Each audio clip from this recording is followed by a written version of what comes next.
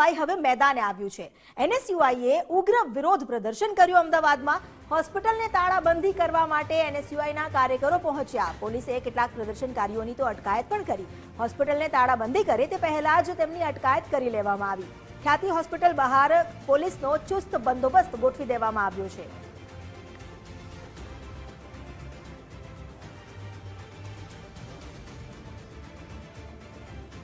તો ખ્યાતિ હોસ્પિટલ કાંડને લઈને હવે એનએસયુઆઈ પણ આવ્યું છે મેદાનમાં।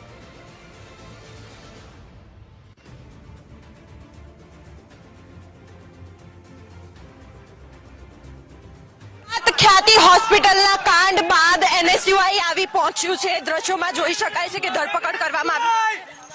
આરોગ્ય મંત્રીનો કૌભાંડ છે આ। ખ્યાતિ હોસ્પિટલ કૌભાંડ નથી, આરોગ્ય વિભાગ કૌભાંડ છે।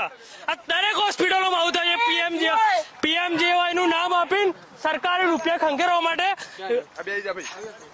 બિલકુલ છે, એટલે કે દ્રશ્યોમાં જોઈ શકાય છે હાલ કે એનએસયુઆઈ દ્વારા આ ટોટલી આરોગ્ય વિભાગનો કૌભાંડ છે। આ જોઈ શકો છો તાનાશાહી। અમારા ત્યાંથી અમારા વિસ્તારમાંથી લોકોને ડિટેન કરે। 50 જણા હતા, અમે 50 જણામાંથી 40 ડિટેન કરે। અમે બચ બચાઈને ભાગ્યા છીએ અમે લોકો। વિભાગને કૌભાંડ છે અને અમે 50 થી વધારે લોકો હતા, 40 લોકોને ડિટેન કરીને લઈ ગયા છે આ પોલીસ વાળા।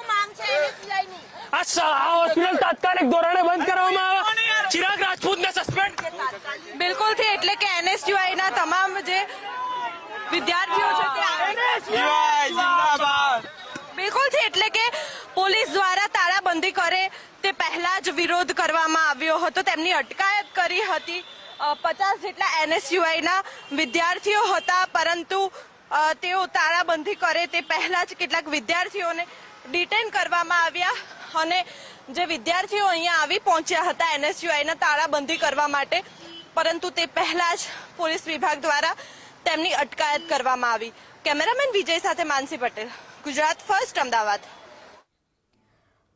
તો ખ્યાતિ હોસ્પિટલમાં જ્યાં એનએસયુઆઈના સભ્યો પહોંચ્યા, કાર્યકર્તાઓ જે વિરોધ પ્રદર્શન કરી રહ્યા હતા અને તાળાબંધી કરવા આવ્યા હતા, પરંતુ તેઓ તાળાબંધી કરે તે પહેલા જ 40 થી 50 જેટલા સભ્યોની અટકાયત કરી લેવામાં આવી।